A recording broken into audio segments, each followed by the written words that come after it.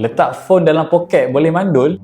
Okey, ada satu lagi soalan menarik saya nak share. Okey, doktor, kalau selalu letak phone dalam poket seluar, betul ke boleh efek kesuburan? Soalan ni menarik Dalam banyak-banyak benda yang dia risau benda yang letak dalam phone. Okey, tak apa kita jawab. Secara ringkasnya tak. Okey, sangat little study ataupun tak ada banyak research yang menunjukkan phone yang kita letak dalam poket boleh menyebabkan kacau kesuburan. Mungkin dia risau radio frekuensi daripada phone tu boleh efek sperm. Tapi jangan risau, secara amnya dia tak efek lah.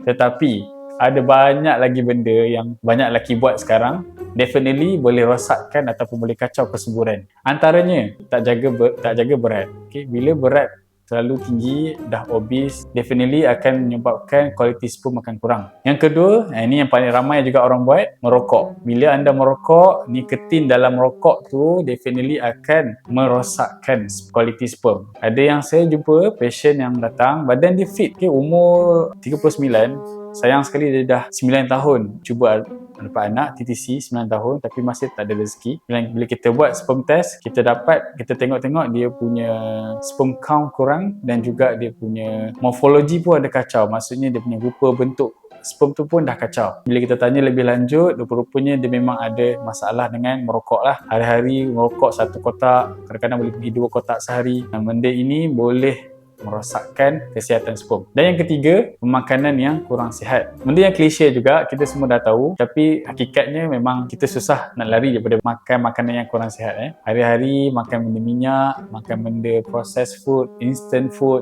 chemical based food yang mengandungi banyak inflammatory stuff yang slow-slow akan merosakkan kualiti sperma anda. Jadi anda jangan risau, jika anda ingin tahu bagaimana kesihatan sperma anda, boleh dapatkan rawatan ataupun buat ujian sperma dengan saya, book consultation dan kita akan bantu anda sebaik mungkin.